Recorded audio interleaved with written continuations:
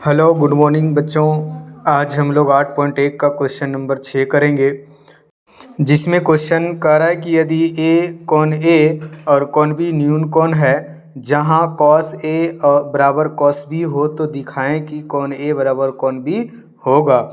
तो इसमें हम लोग सबसे पहले एक त्रिभुज लेंगे जिसमें कोण ए और कोण बी क्या होगा, न्यून कोण होगा। अब ये त्रिभुज होना चाहिए समकोण त्रिभुज, और जब ए और बी न्यून कोण है तब जो सी होगा वे क्या हो जाएगा, समकोण होगा। और जहाँ समकोण है वहाँ हम लोगों को क्या रखना होगा, वहाँ हम लोग क्या रखेंगे, सी रखेंगे। क्या रखेंगे, सी। अब सी हो गया समकोण, तो हम लोगों को दिखाना है कि cos ए बराबर cos बी होगा, और होगा तो हम लोगों को कोण ए और कोण बी ज्ञात करना है। क्या करना है, कोण ए और कोण बी ज्ञात करना है।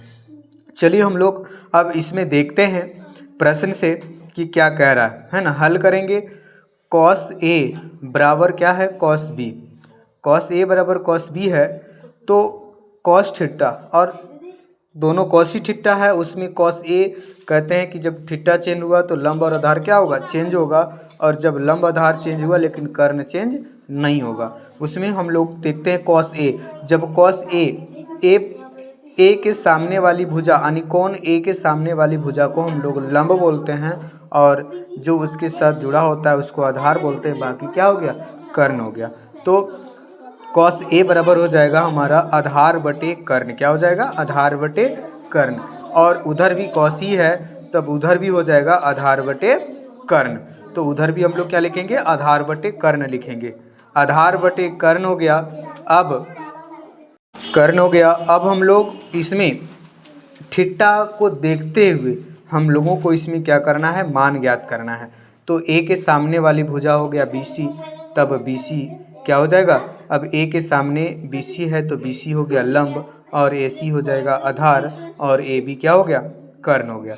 तो अब हम लोग देखेंगे कि cos A बराबर क्या हो जाएगा, cos A बराबर होगा AC बटे में क्या होगा, AB।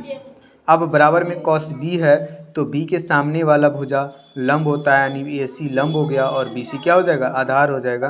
तो BC बराबर हो गया AB।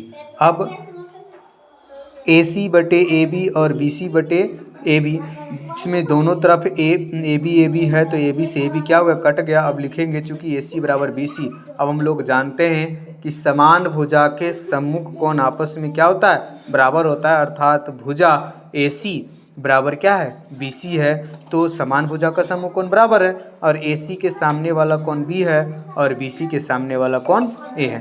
तो अब हम लोग इसमें लिख सकते हैं कि कोण, अब इसमें लिखेंगे कि चूंकि समान भुजा के सम्मुख कोण, समान भुजा के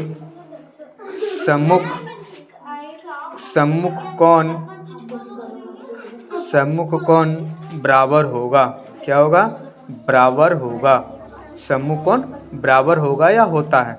अब जब दोनों बराबर है तो हम लोग क्या लिख सकते हैं, AC के सामने B हो गया तो कोण B बराबर हो जाएगा कोण A। क्या हो जाएगा, A, क्योंकि AC के BC के बराबर सामने A है, अतः हम लोग लिख सकते हैं कि कोण A बराबर क्या हो गया, कोण B हो गया। अब क्या हो जाएगा, सिद्ध हो जाएगा। कोई दिक्कत हो तो कमेंट करें, लाइक करें, शेयर करें।